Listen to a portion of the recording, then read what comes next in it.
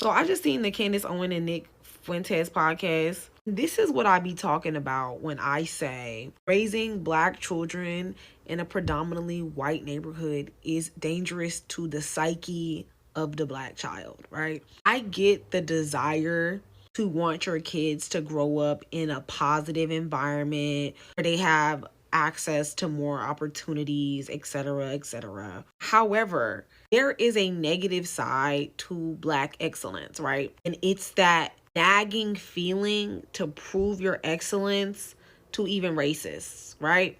Candice Owens has internalized so much anti-black rhetoric that she thinks that she can out excellence racism. That's just simply not true though. When you grow up in an environment hearing about all the negative things from or about the black community and internalizing those things, right? Thinking that if I don't twerk and if I don't listen to hip hop music and if I don't, do all these negative things, wear weave and makeup and lashes, if I don't do all these negative things associated with blackness, then I can escape the anti-black rhetoric and be one of the good ones, right? And that's not always true. Like most of the time, it's not true, right? Because racism isn't logical, right? There are poor white trash white people everywhere. I think I see more white trash white people than these make-believe well-to-do white people that we're always hearing about. This stereotype that white people have about most black people is rooted in racism, right? She's willing to sit in the face of a racist, and absorb all of that negativity, all of that hate, because she thinks it doesn't apply to her. She thinks that all of her accolades and accomplishments put her outside of that box, but that's not true. This man is on the internet saying that you need a spanking. Not only is he racially degrading you, he's sexually degrading you as well. He sees you as a common black whore. And in a way, you are whoring yourself, right? You're whoring yourself for white approval.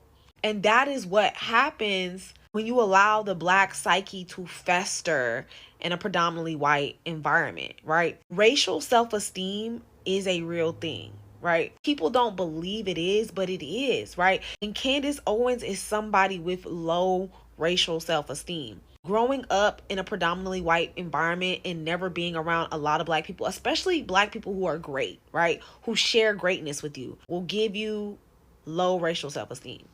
It's okay to raise your kids in predominantly white neighborhoods, but you have to make sure that they have a network of black people around them who are doing well. They need to see black excellence, right? They need to see it in a way that's not pent up whiteness, right? Black people around them can't also be riddled with low racial self-esteem.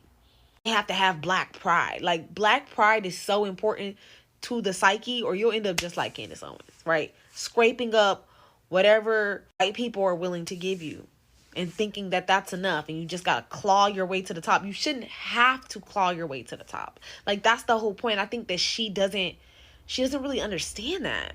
And so that's why, like, I like Candice Owens, but I don't subscribe to her ideology, because it's like, you're clearly a black woman who suffers from low racial self-esteem. And I feel like the only thing that's going to wake her up is when her kids start experiencing racism.